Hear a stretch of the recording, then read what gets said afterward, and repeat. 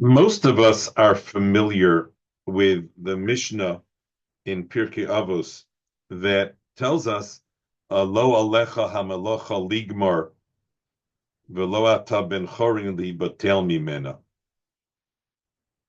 That there's jobs that we have to do that seem very big, and the Mishnah is telling us that don't think that you need to finish it all because um, you just have to do what you can.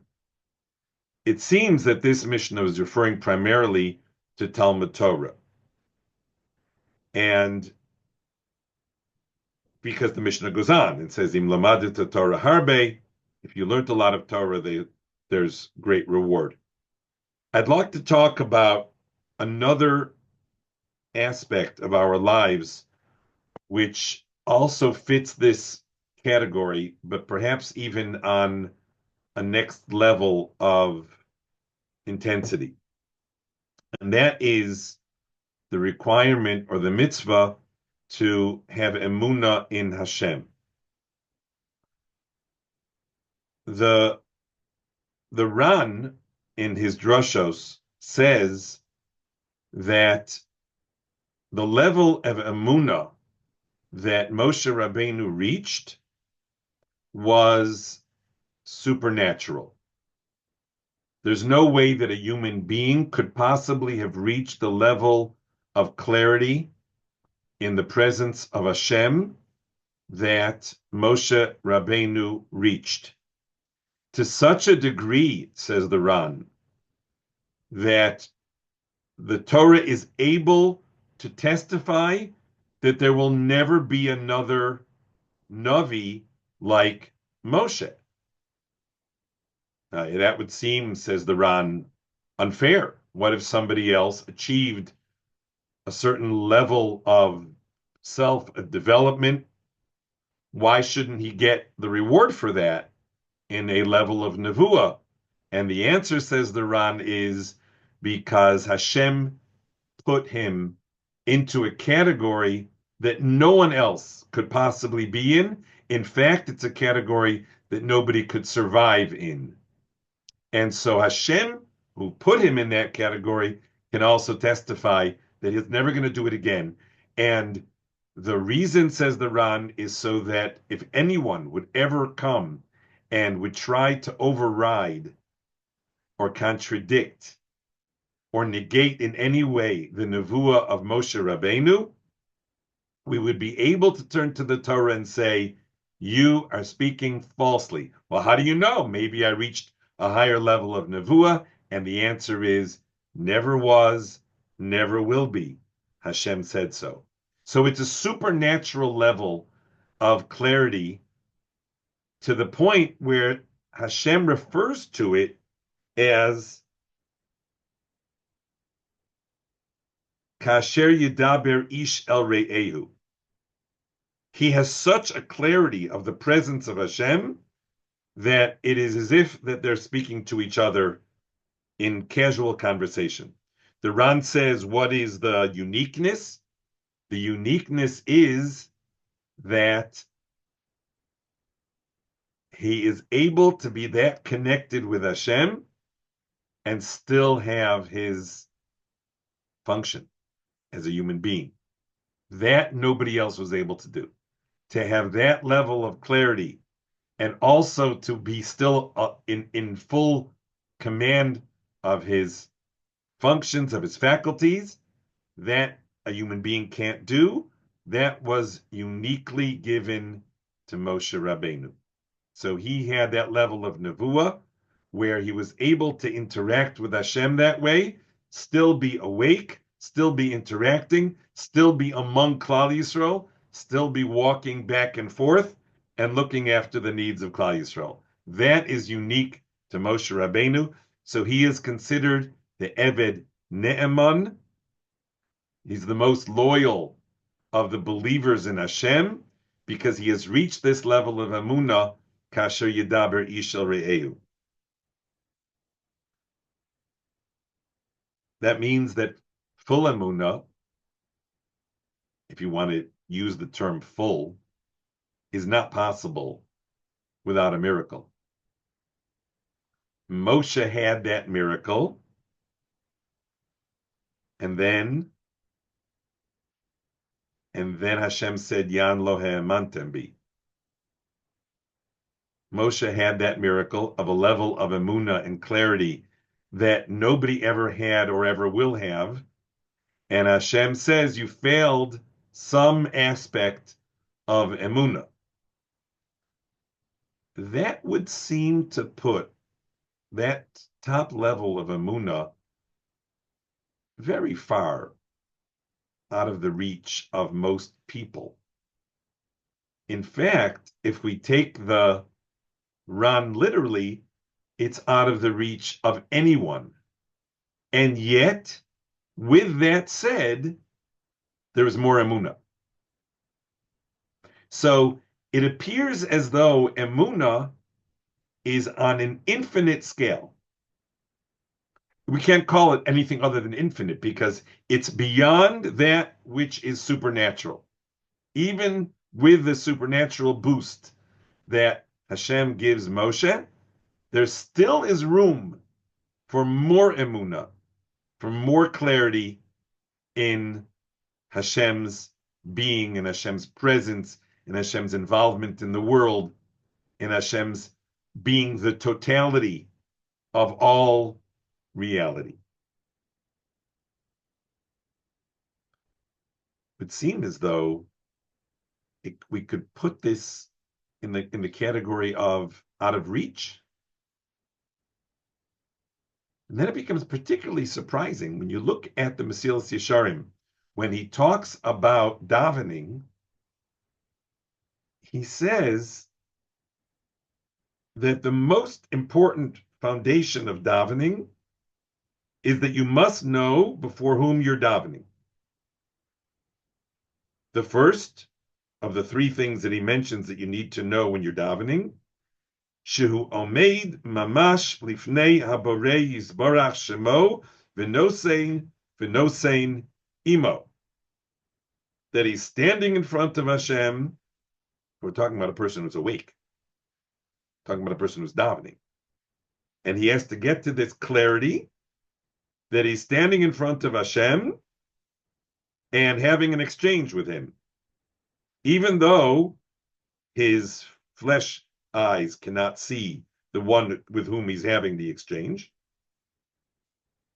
And there's a difficulty, acknowledges the Mesilas Yesharim. This is a hard thing to achieve because you don't get any help from your senses.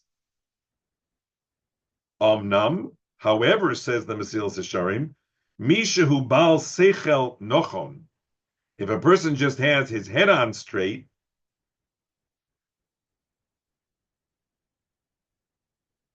B'ma'at hisbonenus v'simas leiv. Just have to think about it a little bit. Focus, concentrate. Yuchal likboa belibo amitas hadovar. He will be able to establish within himself, in his heart, the truth. Echuba v'nosein mamash imo yisborach. He's having an exchange with him himself, with HaKadosh Baruch Hu.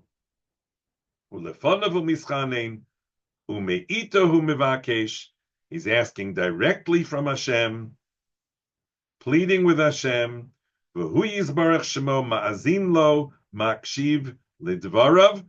and the exchange is two ways. Hashem is listening, kasher yidaber ish el re'ehu, v're'ehu makshiv shomea elav. Just like two people have this exchange. When you read those words and you say a little bit of hisbonenus, a little bit of just pay attention, just think about it a little bit, and you'll come to the clarity. And you'll know, and you'll have the clarity that you're speaking directly to Hashem. And it doesn't seem to be any sense. In fact, it almost seems as though this is elementary. Just need to stop and think about it a little bit. What is he referring to? He's talking about reaching a level of in your davening of sensing, of knowing that it's just like Kasher Yidaber Ishel Re'eu. Ve're'eu Makshim Shomea Elav. It's a full-blown exchange between two parties.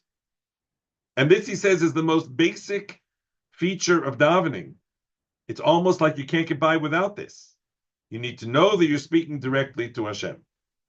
We just got through saying that this level of Kasher Yidaber Ishal Re'eu, while you're still awake, aware, having your faculties, is something that no human being can possibly achieve. And the only one who did achieved it with supernatural, with miraculous assistance, to the point where it is referred to as one of the miracles of Yitzias Mitzrayim, of Moshe's life, is that he was given this ability to speak to Hashem. Kasher Yidaber Ishal Re'eu. So what are we referring to here? Is it easy? Is it the first step to davening? Is it hard to the point where you need miraculous intervention and only one person was ever granted that level of clarity? What is it that we're dealing with? And the Alter of Slobodka in the Orat Sofun raises this point. He says, how could this be? That there could be a level of Moshe Rabbeinu which none of us can reach, and it seems to be more because Moshe is taken to task for Yan Lohem Antembi, that there's even more. But where's the starting position here? Where's the starting position? Where's the ending position? So the Alter points out the fact that there has been, over the centuries, Chazal contracted all of the mitzvos. They went from the full 613, they went to 11, they went on down until Habakkuk said, you know what? What's left is Tzadik be'emunoso yichya. Emunah is it.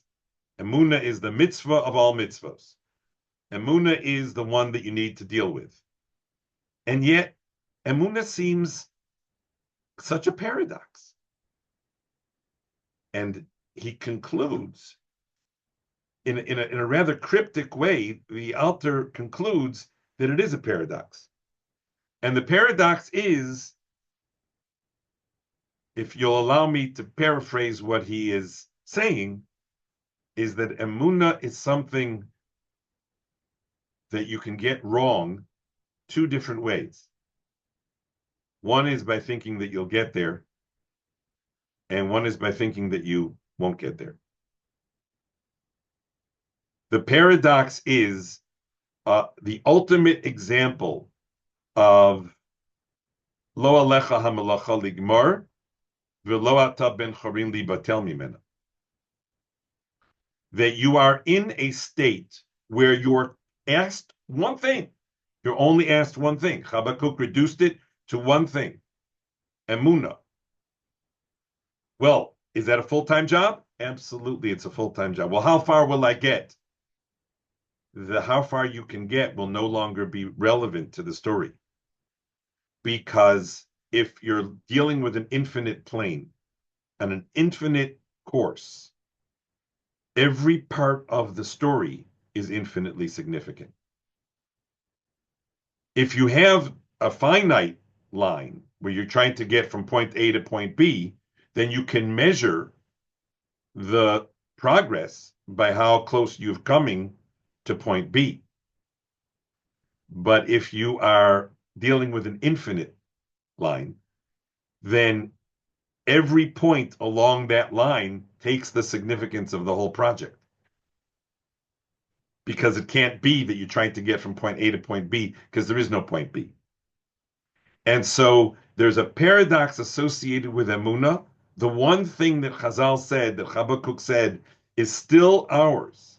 Generations, hundreds, thousands of years after Habakkuk reduced it to this one story, and that is to continually clarify the existence and the presence of a Kadosh Baruch Hu to the point where I'm standing in front of him, speaking to him, Kedaber Ishal Re'ehu.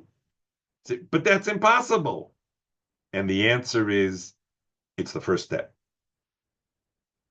Well, how can it be both the first step and impossible? And that's the paradox. It is both the first step and it is impossible because it is the mission statement. The mission statement is Emunah. To recognize as much as and as often as and as clearly as a person can that there is no reality besides HaKadosh Baruch Hu, Ein Od Milavado. And therefore, when I stand up to daven, I'm standing up in front of him. Well, what other possibility is there? To whom am I speaking? If not to the Ein Od Milvado, to the one who is everything and everywhere. But you're dealing with a level that's infinitely far from you. And that is why it is possible to talk about doing it at every Shemona Esrei. It's precisely because it's infinitely far that it is possible to expect us to focus ourselves at every Shemona Esrei. Because if the goal was reach the level of that clarity of Emunah, that's not an option. But if the goal is to reach towards infinite Emunah, then you should clarify that you're speaking in front of Hashem. That process of clarifying is a fulfillment of the number one requirement of tefillah, to know that you're speaking to Hashem, Kedaber Ishal Re'ehu. So there's a paradox built into Emunah, which unfortunately, for many people, is they either give up or they do it as a part-time gig. When they're not doing anything else, they're thinking about Emunah. But the psukim contracted everything of our lives into this one task, to this one mission of tzaddik be'emanoso yichye. And the Mesilas Yesharim even puts it every davening. So it's a full-time job that is the ultimate example of lo alecha hamalacha ligmor ve'enat ben chorin libatel mimena. Emunah is a life job. Emunah is the mission statement for a person's life.